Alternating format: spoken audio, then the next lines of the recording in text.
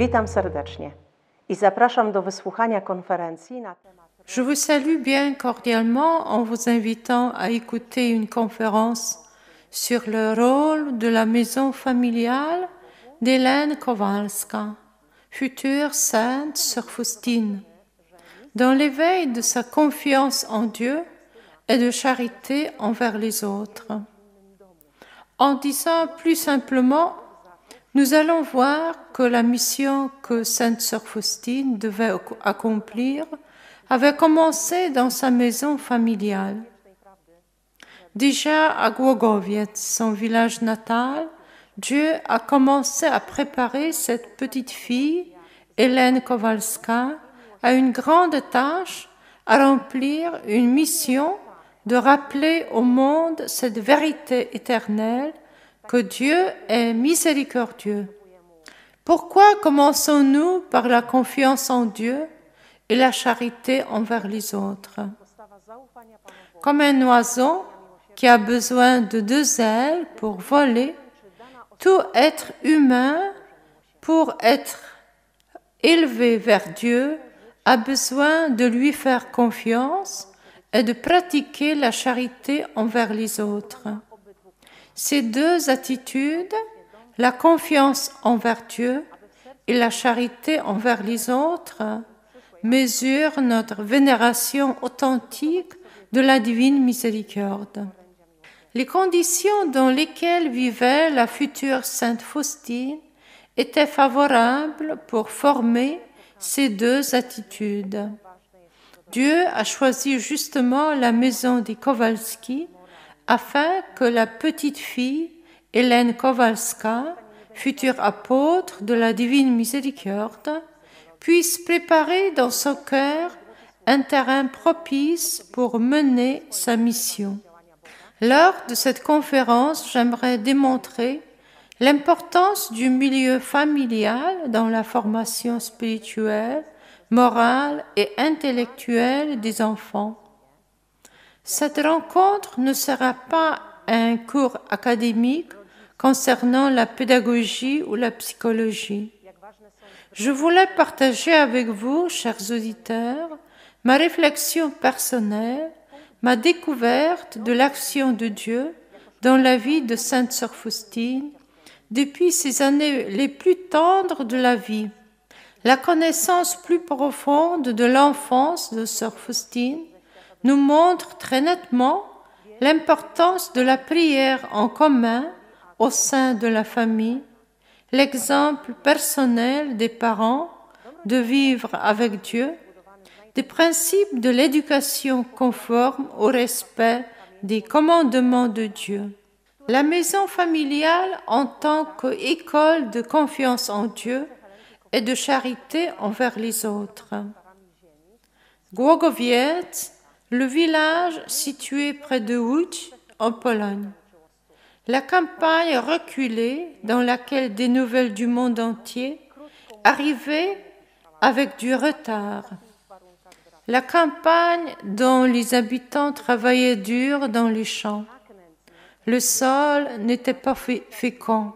On cultivait le seigle et les pommes de terre. La maison familiale d'Hélène fut construite avec un matériel le moins cher, des pierres de chaux, jointes avec un mortier d'argile qui pouvait vite s'émietter. Le toit fut en paille.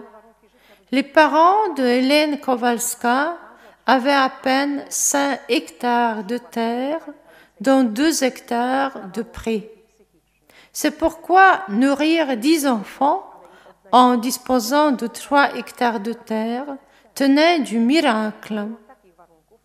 Le père, charpentier, n'avait pas de travail stable. Souvent, il manquait de beaucoup de choses. Sœur Faustine devait grandir dans des conditions très pauvres, austères. Elle s'habillait donc de manière très pauvre, à ce point que ses camarades de classe ne voulaient pas s'asseoir avec elle au même banc, car ses vêtements étaient bien usés. Alors, rien d'étonnant que déjà à l'âge de 14 ans, Elle voulait travailler pour gagner un peu d'argent en tant que domestique. Son père travaillait dur et il fallait l'aider. Pourquoi je le mentionne? Pourquoi je mets l'accent sur les conditions misérables de vie de la famille Kowalski? Pour montrer que la confiance en Dieu, les paroles d'Hélène lui donnaient un tel exemple de vie, généraient des forces psychiques et physiques pour trouver dans ces conditions un sens et une joie. Malgré de telles conditions, la famille ne manquait pas de chaleur, d'amour, de soins réciproques et ce qui est très important, de l'esprit de charité. Ils ne mettaient pas d'accent sur les conditions misérables de leur vie. Ils ont accepté cette réalité. Ils regardaient tout avec les yeux de Dieu. Ils ne se plaignaient pas. L'occupation russe de la partie de Pologne de laquelle ils se trouvaient ne fut pas au centre de leur sujet en famille. Ils ont mis toute leur espérance en Dieu. Quel en est l'enseignement pour nous? Aujourd'hui également, beaucoup de parents se soucient comment nourrir leurs enfants, comment payer leur instruction. L'incertitude de demain, la chute des salaires, le manque du travail stable, le manque du sentiment de sécurité, tout cela ne favorise pas les relations durables au sein des familles. Or, est-ce qu'il ne faut pas actuellement, dans le temps de la pandémie, avoir comme exemple de vie les parents de Sœur Faustine? Est-ce que la pandémie et le manque d'argent suffisant doit être le sujet qui domine au cours des conversations en famille? Ou bien, comme les Kowalski, s'il ne faut pas mettre tous nos soins et nos projets, notre faiblesse et nos désirs dans les mains de Dieu, mettre toute notre confiance en Dieu. Croire que, comme nous lisons dans le petit journal de Sainte Faustine, Dieu est vraiment amour et miséricorde même. Et s'il en est ainsi, c'est lui le Seigneur de ma vie. Il est le Seigneur de ma famille. Il nous aime et il veille sur nous. Il a soin de nous et il veut nous bénir. Il n'a pas dit que tout serait facile, mais il nous a assuré d'être avec nous jusqu'à la fin du monde. Et ses plaies sont une preuve irréfutable de son amour envers nous. Cela dépend de toi, si tu vas compter uniquement sur toi-même ou bien remettre toute la confiance en Dieu et avec lui vivre tes difficultés. L'exemple de la vie des Kowalski montre que vivre notre réalité difficile avec Dieu donne la joie, la paix du cœur et du sens à la vie. Cela contribue en même temps à construire et à développer l'amour conjugal et familial. Hélène Kowalska, élevée dans une telle ambiance, celle de la confiance, de regarder la réalité avec des yeux de la foi, les yeux de Dieu, savait ouvrir son cœur à la souffrance des autres. Dieu, en profitant de ces conditions difficiles dans les années de sa jeunesse, rendait sensible le cœur de Hélène aux besoins des autres, en formant en elle, en disant avec le langage de Saint Pape Jean-Paul II, l'imagination de la miséricorde. Par exemple, un jour, elle avait mis de vieux vêtements de sa mère et en tant que mendiante, Elle allait à travers la campagne, d'une maison à l'autre, en récitant des prières pour les défunts, afin de ramasser un peu d'argent et l'offrir à leur curé pour les pauvres. Elle tâchait aussi elle-même de préparer des jouets de papier ou d'autres matériaux pour les pauvres enfants. Cette attitude de charité ne se limitait pas à une aide matérielle dans sa paroisse. Hélène faisait aussi de la charité envers ses sœurs et frères. Chaque enfant dans la maison des Kowalski avait ses petits services à rendre. Depuis les années les plus tendres, les enfants aidaient les parents dans leurs travaux au champ, en surveillant aussi les plus petits, ou bien en s'occupant des vaches. Si quelqu'un avait négligé son devoir, ou bien le faisait d'une manière peu appliquée, alors il pouvait s'attendre à des conséquences. Si un enfant avait commis une faute ou abîmé quelque chose, il tentait de fuir pour échapper à la punition. Seulement Hélène restait toujours sur place, en défendant les autres. C'était elle qui recevait une punition injuste pour les fautes des frères ou des sœurs. Elle fut un enfant très sensible. Parfois, elle avait pitié d'une poule souffrante ou d'un chien. Donc, les enfants se moquaient d'elle en lui disant « Oh, tu as trop de pitié !» Le foyer des Kowalski construit sur Dieu. Malgré les conditions difficiles de la vie quotidienne et malgré un travail dur dans la maison des Kowalski, il ne manquait pas du temps pour prier. Dieu occupait la première place dans leur vie. C'est pourquoi 2 jours après la naissance de Hélène, ses parents, Marianna et Stanisław, ont apporté l'enfant à la paroisse Saint-Casimir à Świnice-Wartkie afin de le faire baptiser, le confier à Dieu et remercier pour le miracle de sa naissance.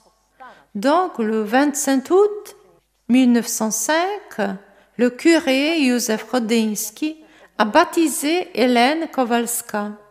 Cette église, presque pendant la moitié de sa vie, fut son lieu de prière. On ne peut pas nier que justement ce grand désir d'être une grande sainte est apparu en cette église.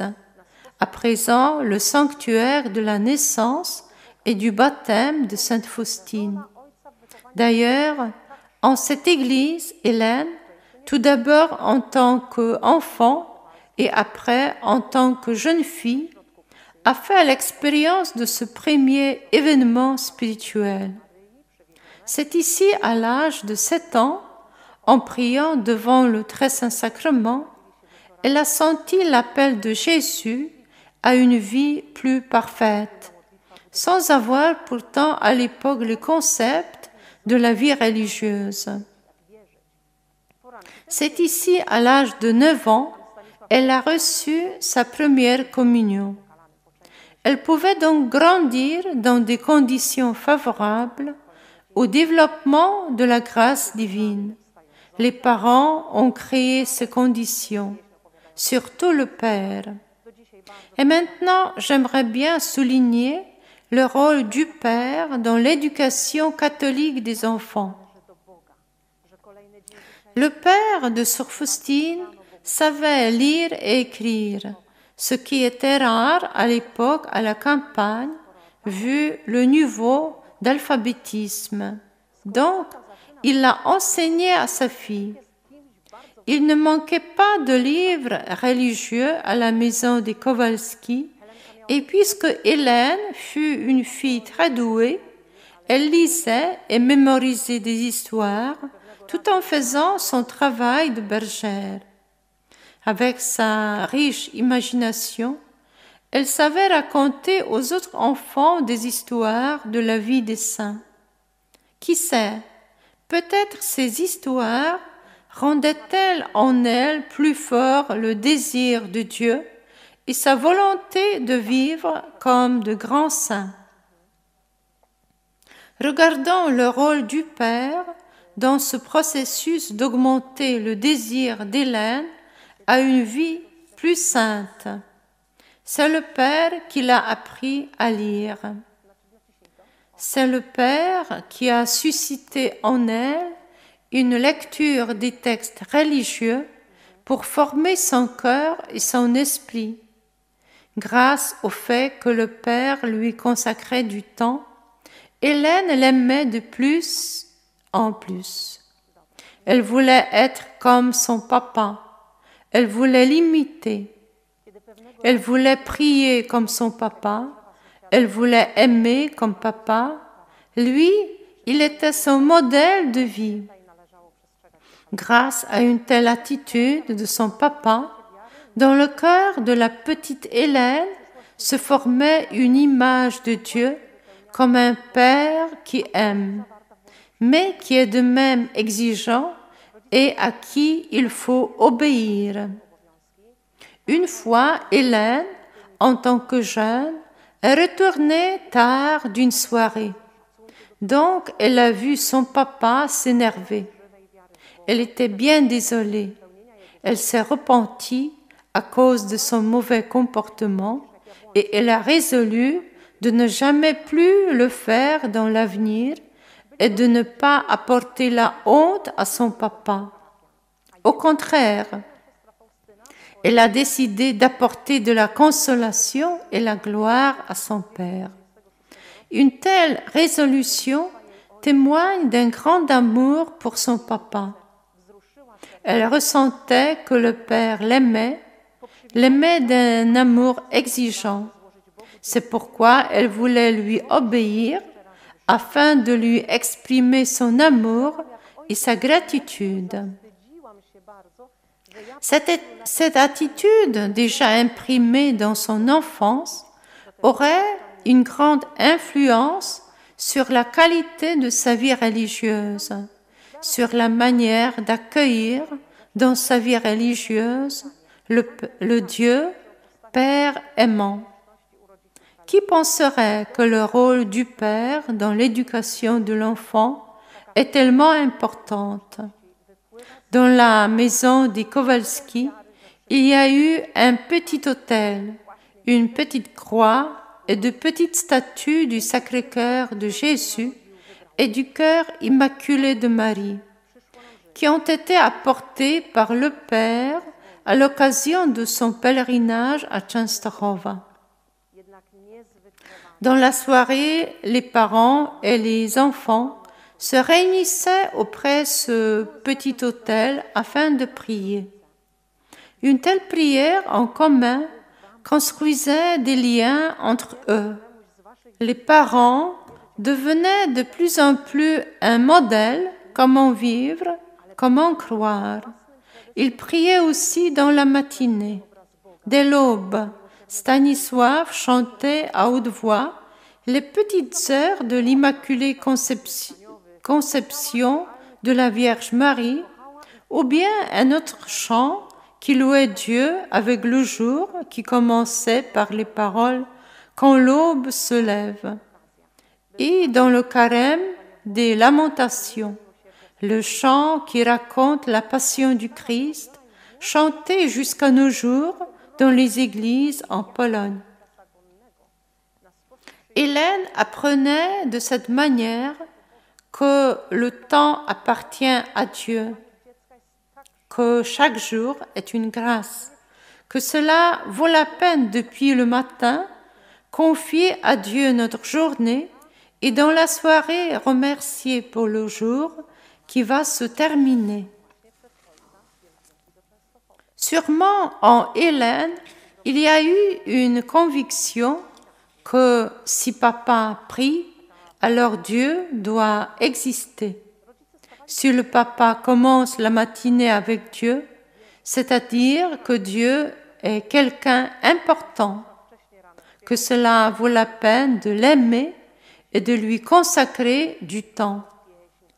La petite Hélène a eu l'occasion d'être convaincue que son papa non seulement prie, mais il vit aussi selon les commandements de Dieu.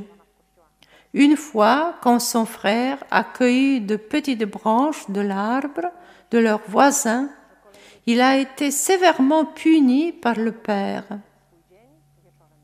Les commandements de Dieu est une chose sainte, donc il fallait respecter le décalogue.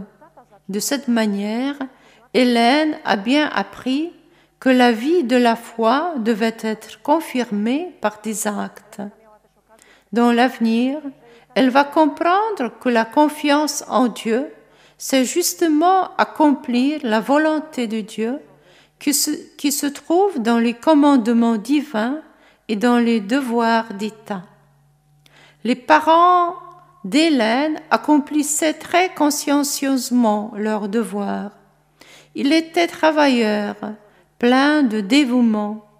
Cette manière d'être honnête dans le travail, respecter la propriété d'autrui, la vie de prière, tout cela découlait de la foi vive en Dieu.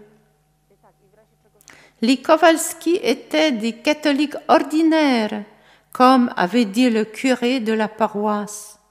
Dès 1937, Franciszek Jabłoński. Et pourtant, comme se souvient sœur Faustine dans le Petit Journal, en relatant la rencontre avec les parents en février 1935, la prière de son papa, l'exemple de la piété saine de ses parents, a fait émouvoir le cœur de la sainte. Après nous être salués, nous nous sommes tous mis à genoux pour remercier Dieu de la grâce de pouvoir nous revoir tous encore une fois dans cette vie. Lorsque j'ai vu mon père prier, j'ai eu honte parce que malgré tant d'années passées au couvent, je ne saurais pas prier avec autant de sincérité et de ferveur. Aussi, je ne cesse de rendre grâce à Dieu de m'avoir donné de tels parents. Il est à remarquer qu'une telle attitude, tout de suite après qu'ils se sont salués, quand tout le monde s'est mis à genoux en commençant à remercier Dieu pour cette rencontre, témoigne d'une attitude pleine d'humilité et de gratitude. Ils se rendaient compte que tout venait de Dieu. Une telle attitude d'humilité et de gratitude découle de la confiance en Dieu, alors d'une foi vive que tout est grâce. Justement, tout est grâce. Un lieu où l'on est né est choisi par Dieu. Les conditions dans lesquelles nous vivons peuvent être une occasion à notre développement personnel, de la connaissance plus profonde de Dieu, de la confiance authentique. L'exemple de la vie de nos parents est tellement important. Les parents ont une grande responsabilité devant Dieu. Et ici, j'aimerais attirer votre attention, chers parents, sur ce fait. Dieu compte sur vous. Dieu vous donne les enfants. On ne sait pas si à quelqu'un de vos enfants, Dieu ne voudrait pas confier une tâche importante à accomplir, une mission importante. Mais il faut nous demander si, avec le témoignage de notre vie, nous montrons aux enfants une vraie image de Dieu en tant que Père miséricordieux, à qui vaut la peine confier notre vie. Sœur Faustine n'a pas eu de conditions de vie dont on rêve, ni de parents qu'on peut montrer comme un idéal. Pourtant, elle les aimait, car ils lui donnaient Dieu, ils lui faisaient voir le sens de la vie même dans des conditions difficiles. Il y a toujours cette occasion afin de croître en la confiance en Dieu et opérer la charité envers les autres. C'est pourquoi, disons souvent dans notre quotidien tel qu'il est, les paroles de cette prière que sainte Faustine nous a enseignées. Jésus, j'ai confiance en toi.